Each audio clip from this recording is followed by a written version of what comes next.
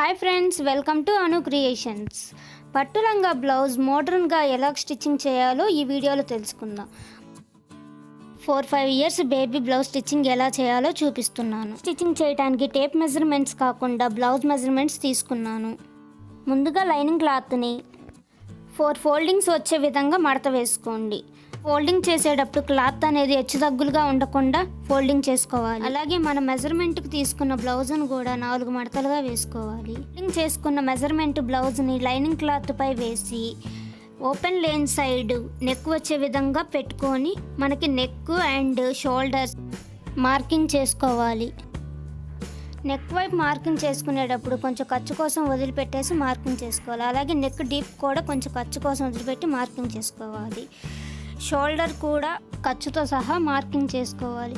అలాగే సంక మార్కింగ్ చేసేటప్పుడు నేను చూపించినట్లు కాకుండా 1 ఇంచ్ కిందకు మార్కింగ్ చేసుకోండి. గుర్తుపెట్టుకోవాల్సిన విషయం ఏంటంటే సంక పార్ట్ ఎప్పుడు కూడా ఓపెన్ ఉండే సైడ్ వస్తుంది, నెక్ పార్ట్ ఓపెన్ లేని సైడ్ వస్తుంది. మనకి రౌండ్ కరెక్ట్గా రావాలంటే ముందుగా పైన పెట్టుకున్న మార్కింగ్ అలాగే కింద పెట్టుకున్న మార్కింగ్కి స్క్వేర్గా ఒక బాక్స్ గీసేసి దాంట్లో రౌండ్ షేప్ తీసుకుంటే మనకి రౌండ్ అనేది చాలా నీట్గా వస్తుంది.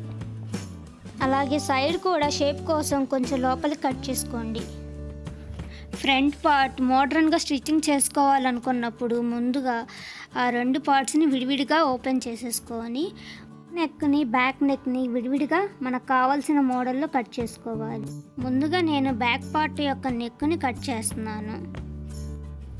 రౌండ్ కోసం ముందు స్క్వేర్గా ఒక బాక్స్ని గీసుకొని దాని లోపల ఒక రౌండ్ షేప్ని డ్రా చేసుకొని కట్ చేసుకుంటే మనకి రౌండ్ అనేది చాలా నీట్గా వస్తుంది.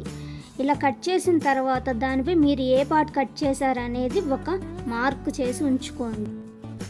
ఇప్పుడు ఫ్రంట్ పార్ట్ నెక్ కోసం ఆల్రెడీ కట్ చేసిన బ్యాక్ పార్ట్ నెక్ని ఫ్రంట్ పార్ట్ పై పెట్టేసి దాని షోల్డర్ ఎంత ఉందో మనం మార్క్ చేసుకుంటాం. అట్లాగే నెక్ ఫ్రంట్ పార్ట్కి మనకి ఎంత కావాలో మార్కింగ్ చేసుకొని దాంట్లో కూడా నేను ఈ నెక్ కోసం రౌండ్ షేప్ని తీసుకున్నాను. రౌండ్ షేప్ డ్రా చేసుకొని కట్ చేసుకున్నాను.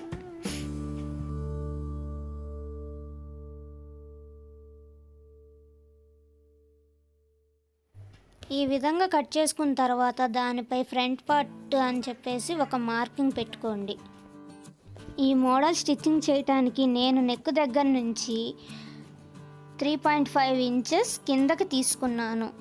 ఇలా తీసుకున్న తర్వాత అక్కడ నుంచి మనకు కావాల్సిన షేప్లో డ్రా చేసుకొని మనకి ఖర్చు కూడా కావాలి కదా, అందుకోసం ఇంకొక 1/2 ఇంచ్ కిందకి మళ్ళీ డ్రా చేసుకుంటున్నాను. ఇలా రెండోసారి డ్రా చేసిన దానిని కట్ చేసినట్లయితే మనకి ఈ మోడల్ అనేది వస్తుంది.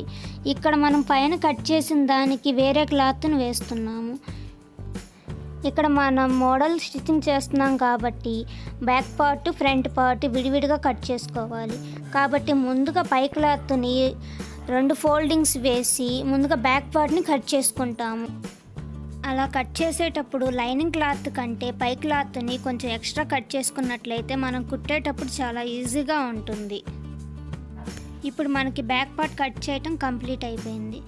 ఇప్పుడు మనం మోడల్ కోసం మ్యాచింగ్ క్లాత్ని తీసుకొని ఇందా కట్ చేసిన ఫ్రంట్ పార్ట్లో పైన మనం మోడల్గా కట్ చేసుకున్న దాని మ్యాచింగ్ క్లాత్ పై వేసేసి కట్ చేస్తాము. ఇలా అయిపోయిన తర్వాత మనకి మిగిలిన ఆ క్లాత్ ఉంది కదా, దానిని మళ్ళీ గోల్డ్ క్లాత్ పై వేసేసి కట్ చేస్తాము. ఇది కూడా కట్ చేసేటప్పుడు కొంచెం ఎక్స్ట్రా చేసుకుంటే మనం కుట్టేటప్పుడు చాలా ఈజీగా ఉంటుంది. ఇప్పుడు స్టిచ్చింగ్ ఎలా చేయాలో కూడా చూద్దాం. ముందుగా మనం మోడల్గా కట్ చేసుకున్న క్లాత్ రౌండ్ నెక్కుని ముందు కుట్టేసేయాలి. అలా కుట్టిన తర్వాత క్రింద కూడా మనం ఏ షేప్లో కట్ చేసుకున్నామో అదే షేప్లో ఒక 1/2 ఇంచ్ ఖాళీ వదిలేసి మనం కుట్టేసుకుంటాము. అలా కుట్టేసుకున్న తర్వాత ఎక్సెస్ ఉన్న క్లాత్ అంతా కూడా కట్ చేస్తాము. ఎక్సెస్ క్లాత్ అంతా కట్ చేసిన తర్వాత మనం నెక్ దగ్గర అలాగే కింద కొంచెం కట్స్ ఇస్తూ ఉంటే మనకి షేప్ అనేది చాలా నీట్గా వస్తుంది.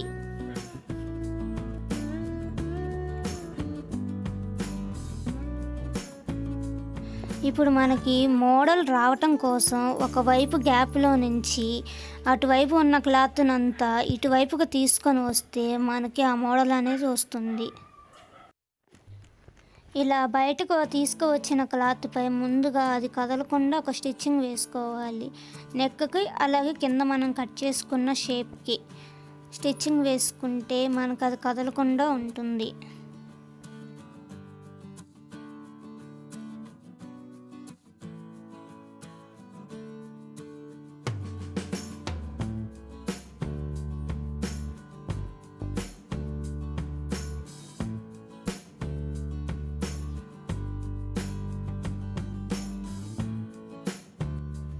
ఇలా స్టిచ్చింగ్ వేసుకున్న తర్వాత కూడా మనం సంక పార్ట్ జాయింట్ వేసుకోవాలి. అలా 2 సైడ్స్ సంక పార్ట్స్ జాయింట్ వేసిన తర్వాత పక్కన ఉన్న ఎక్సెస్ క్లాత్ అంతా కూడా కట్ చేసేసుకోవాలి.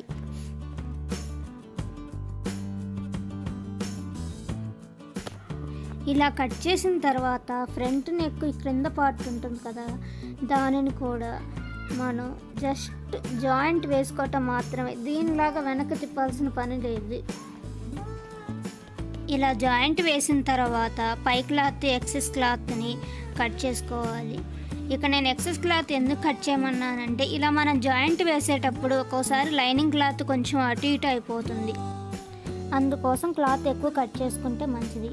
ఇప్పుడు మనం మోడల్గా కుట్టడానికి దాని ఆపోజిట్ క్లాత్ని ముందుగా ఒక 3 ఇంచెస్ తీసుకొని దానిని ఈ విధంగా కట్ చేసుకొని ముందుగా అది కదలకుండా ఒక స్టిచ్చింగ్ వేసుకోవాలి.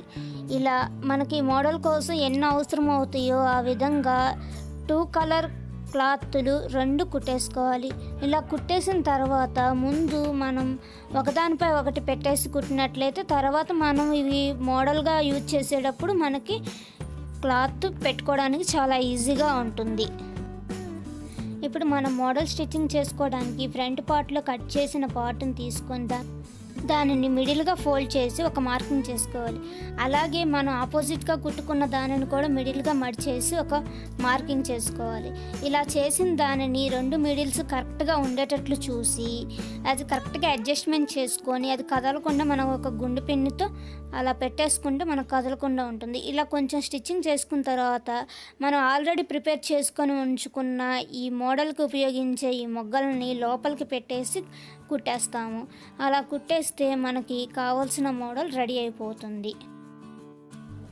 ఇలా కుట్టేసిన తర్వాత పైన షోల్డర్ని మిడిల్గా మడిచేసి మనం డాట్స్ 2 వైపులా వేసుకోవాలి.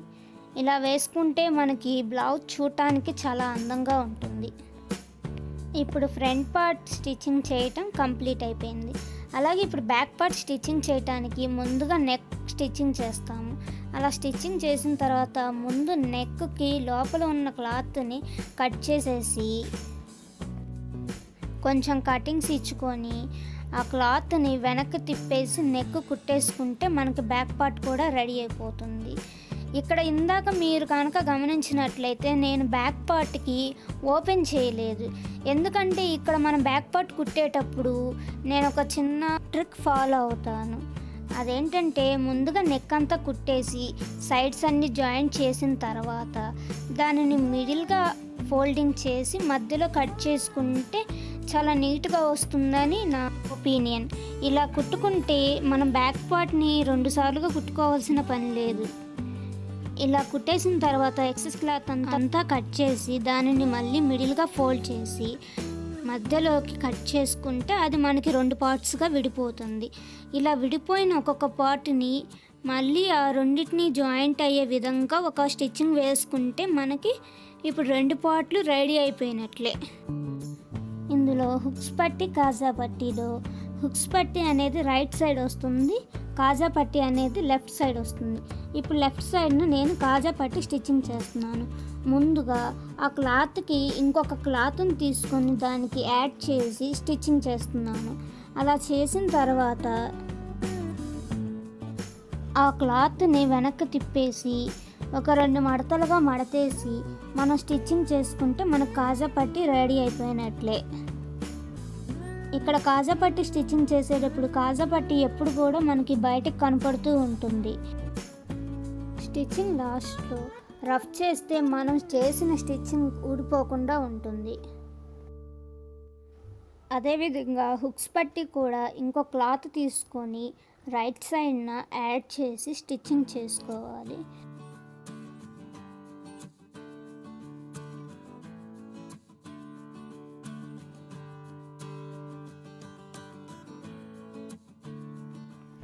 ఇలా స్టిచ్చింగ్ చేసిన క్లాత్ని వెనక వైపుకి తిప్పి ఒక 2 or 3 ఫోల్డింగ్స్ చేసేసి స్టిచ్చింగ్ చేసుకుంటే మనకి హుక్స్ పట్టి కూడా రెడీ అయిపోయినట్లే.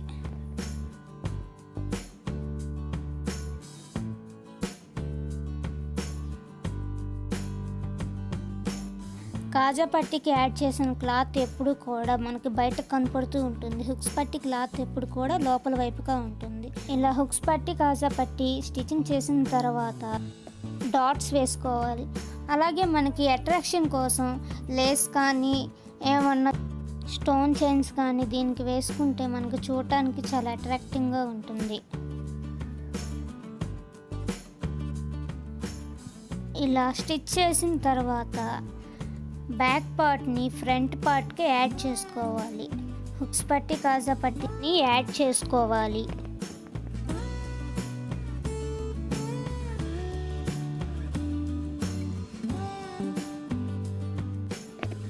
ఆ తర్వాత హ్యాండ్స్ కోసం ఒక క్లాత్ని తీసుకొని దానిని కూడా ఒక 4 ఫోల్డింగ్స్ వేసుకోవాలి.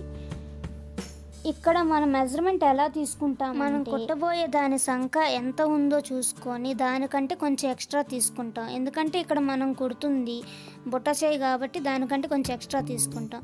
అలాగే హ్యాండ్ పొడవు కోసం ఆల్రెడీ కుట్టిన బ్లౌజ్ పొడవు ఎంత ఉందో దానికంటే కొంచెం ఎక్స్ట్రా తీసుకుంటాం. ఇక్కడ చూడండి, నేను ఎప్పుడు కట్ చేసే హ్యాండ్ షేప్ కాకుండా కొంచెం పైన వేరే షేప్లో కట్ చేసా. ఇలా కట్ చేయటం వల్ల మనకి బుట్ట అనేది చాలా పర్ఫెక్ట్గా వస్తుంది. అదేవిధంగా పై క్లాత్పై వేసి పై క్లాత్ను కూడా కట్ చేస్తే మనకి హ్యాండ్ పార్ట్స్ వచ్చేసినట్లే. ఇప్పుడు మన కింద చిన్నగా గోటు వేసుకోవటానికి ఆపోజిట్ క్లాత్ని తీసుకొని లైనింగ్ అండ్ పై క్లాత్కి మధ్యలో ఆపోజిట్ క్లాత్ని పెట్టేసి చివరి వరకు స్టిచ్చింగ్ చేసుకుంటాం. ఇలా స్టిచ్చింగ్ చేసిన దానిని వెనక్కి తిప్పేసి మరలా దానిపై అది కదలకుండా ఒక ఫోల్డింగ్ చేసుకుంటే మనకి ఒక చిన్న గోట్ లాగా రెడీ అవుతుంది. ఇలా స్టిచ్చింగ్ చేసిన తర్వాత దానిని మళ్ళీ జాయింట్ చేసుకోవాలి, లైనింగ్ని అలాగే పై క్లాత్ని. ఇలా జాయింట్ చేసుకున్న తర్వాత ఎక్సెస్ క్లాత్ని కట్ చేసుకోవాలి. ఇప్పుడు హ్యాండ్ ఎలా జాయింట్ చేసుకోవాలో చూద్దాం. ఇక్కడ ఏంటంటే హ్యాండ్ కొంచెం స్టిచ్చింగ్ చేసిన తర్వాత నేను ఇక్కడ ఒక మార్కింగ్ చేస్తున్నా చూడండి. మనకి ఇక్కడ నేను ఎందుకు మార్కింగ్ చేశానంటే అక్కడి నుంచి నేను మళ్ళీ రెండో వైపు పెట్టిన మార్కింగ్ వరకే బుట్ట రావాలని. అప్పుడు మనకి బుట్ట పెట్టేటప్పుడు చాలా పర్ఫెక్ట్గా వస్తుంది, అంటే కొంచెం ఎక్కువ తక్కువ రాకుండా వస్తుంది. ఇలా మార్కింగ్ చేసుకోవటం వల్ల బుట్ట పర్ఫెక్ట్గా వస్తుంది. ఇలా చివరి వరకు స్టిచ్చింగ్ చేసేసి చూడండి. ఇప్పుడు మళ్ళీ నేను క్రింద స్టిచ్చింగ్ చేస్తున్నాను. క్రింద స్టిచ్చింగ్ చేసేటప్పుడు దానికి ఆపోజిట్ డైరెక్షన్లో కింద కుచ్చు అనేది పెట్టాలి. అంటే ఇటు సైడ్ ఏమో ఇటువైపుకి, అంటే లెఫ్ట్ సైడ్ తిప్పి పెట్టాము, కింద సైడ్ ఏమో రైట్ సైడ్ తిప్పి పెట్టుకోవాలి. ఇలా తిప్పి పెట్టడం వల్ల మనకి బుట్ట అనేది చాలా నీట్గా వస్తుంది. దానిపై ఆపోజిట్ ఏదైనా లేస్ ఉంటే మీరు అట్రాక్టింగ్గా ఏదైనా వేసుకోవచ్చు. అలాగే కింద బార్డర్ వేయటం కోసం ఫ్రంట్ పార్ట్ని మిడిల్గా ఫోల్డింగ్ చేసి మనకు కావాల్సిన షేప్ని డ్రా చేసుకొని ఆపోజిట్ క్లాత్ని దానిపై పెట్టేసి కొంచెం అలా ప్రెస్ చేసినట్లయితే మనం డ్రా చేసుకున్న డ్రాయింగ్ దానిపై పడిపోతుంది. అలా డ్రా చేసిన దానిని మనం కట్ చేసుకుంటే ఆ షేప్ అనేది మనకు రెడీ అవుతుంది. ఇలా కట్ చేసిన దానిని ఒక లైనింగ్ క్లాత్పై వేసేసి పైన ఏ షేప్ కట్ చేసుకున్నామో ఆ షేప్ కుట్టేసి ఎక్సెస్ క్లాత్ని కట్ చేస్తాము.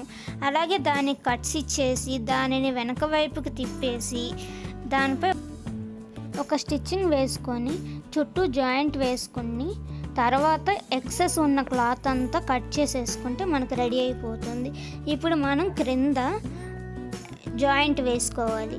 ఇలా జాయింట్ వేసిన తర్వాత మనం ఆల్రెడీ ముందుగా ప్రిపేర్ చేసుకొని ఉన్న ఆ మొగ్గలని పైన లోపల వైపుగా పెట్టేసి దాని లోపల పెట్టేసి కుట్టేస్తే మనకి మోడల్ రెడీ అయిపోతుంది.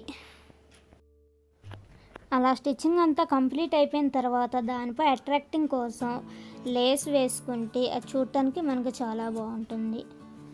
ఆ తర్వాత వాళ్ళ మెజర్మెంట్స్ ప్రకారం హ్యాండ్ అలాగే సైడ్స్ ఎంత మెజర్మెంట్ ఉందో కొలిచేసుకొని కుట్టుకోవాలి. ఈ విధంగా నేను 3 కుట్లు వేసాను. 2 వైపులా 3 కుట్లు వేసిన తర్వాత కట్స్ ఏ విధంగా వేయాలో చూపిస్తాను. కట్స్ వేయాలంటే క్రింద పూర్తిగా స్టిచ్చింగ్ చేయకుండా కొంచెం గ్యాప్ ఇచ్చి కుట్టుకోవాలి. ఇలా కుట్టేసిన తర్వాత క్రింద వైపున ఉన్న క్లాత్ని ఒక 2 ఫోల్డింగ్స్ చేసుకొని కొంచెం ముందు స్టిచ్చింగ్ చేసుకోవాలి. అలా స్టిచ్చింగ్ చేసేటప్పుడు పక్కన ఉన్న క్లాత్ దాని కింద పడకుండా ఎప్పటికప్పుడు అడ్జస్ట్ చేసుకుంటూ కుట్టుకోవాలి. తర్వాత ఈ మధ్యలోకి వచ్చేసరికి మనకు ఒక స్క్వేర్ షేప్లో వస్తుంది. అలాగే పక్కది కూడా 2 ఫోల్డింగ్స్ వేసి కుట్టేసుకోవాలి. ఇలా కుట్టేసుకున్న తర్వాత మనకి స్కర్ట్ అనేది రెడీ అయిపోతుంది. చూడండి, మనకి వెనక్కి తిప్పగానే ఆ స్కర్ట్ అనేది ఈ విధంగా రెడీ అయిపోతుంది. ఇలా 2 వైపులా స్కర్ట్స్ కుట్టేసిన తర్వాత బార్డర్ కోసం మళ్ళీ ఒక 2 ఇంచెస్ క్లాత్ తీసుకొని దాని కింద దానికి యాడ్ చేసి, అంటే దీనిని మనం పై వైపున యాడ్ చేసుకోవాలి. పై వైపున యాడ్ చేసుకుంటే అది తిప్పినప్పుడు మనకి లోపల వైపుకి వెళ్తుంది. ఇప్పుడు లోపల వైపుగా ఫోల్డింగ్ చేసుకొని ఒక స్టిచ్చింగ్ వేసుకుంటే మనకి కింద బోర్డర్ అనేది రెడీ అయిపోతుంది. అలాగే బ్యాక్ సైడ్ కూడా స్టిచ్చింగ్ చేసుకుంటే అందమైన మోడల్ బ్లౌజ్ రెడీ అయిపోతుంది.